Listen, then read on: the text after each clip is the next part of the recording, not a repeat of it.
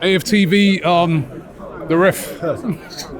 I can't, I don't normally like to do this, right? I don't normally like to put the focus or talk about the ref first, but it was such a big part of this game.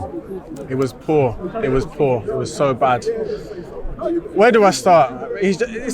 For me, it's the inconsistency. I don't care how bad you are. I don't care if you see that as a red card, a yellow card, a no foul, give it. I don't care what you see, as long as you're seeing it the same for both teams. It really doesn't matter. But he wasn't seeing it the same for both teams. What that defender, I don't even know who he is. What he's done is clever, because Rice wasn't. Do you know what? Just mic them up, because I need an explanation of what he's given. Has he given Rice kicking the ball away? Has he given Rice not retreating? Has he given Rice simulating that? What has he given? Because then you need to explain that decision. I believe he's given Rice not retreating, so delaying play.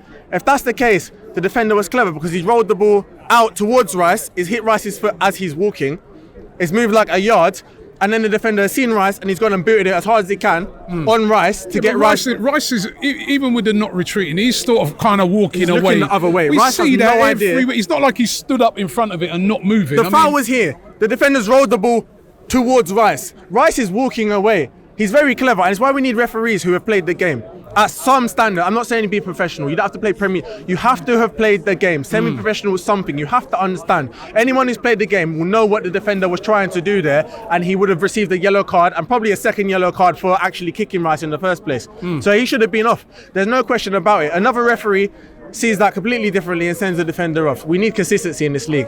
We don't have issues like this when it comes to the Euros. I don't care if the referee's English, French, Spanish. I don't care. If they have a good performance at the Euros or at the World Cup or at any other league around the world, get them here. Because this can be the best league in the world, but we need better referees. We need it. We're crying for it. Howard Webb will come out after and go, oh, I apologise, blah, blah, blah. I don't care. What will make me happy is if that referee knocks on the door, after he's had his shower and he's seen it back and everything, go and knock on the door, pull Rice aside and you go, I'm sorry, I made a mistake. And hold your hands up. And then you go to Mikel Arteta and say, I'm sorry, I made a mistake and I've weakened you for your next game. It's a mistake. I don't believe that was a mistake. There's something inherently wrong with the referees in this league. PGMOL, there's something seriously wrong with you guys, yeah? And they're not changing it. It was the same last season. It was the same the season before. They're not addressing it. Howard Webb, that's for you to address. Come out and explain it. Don't apologise on behalf of somebody else's mistake. Come out and change things. Change things. Why is it a requirement to be English? Go out and get the referees who are doing a fantastic job around Europe and get them here, because that's what we need. That's what we need. Declan Rice now misses the Spurs game. He misses the next game and you can't appeal it. Another thing that needs to be changed, it was a clear and obvious error. We've got technology that could have easily fixed the mistake, but technology can't be used because it was a second yellow card. It was still a clear and obvious error. When VAR was brought in, you told us it was for clear and obvious errors. He made a clear and obvious error. Tell me why VAR cannot be used. It doesn't make any sense at all. I'm lost for words.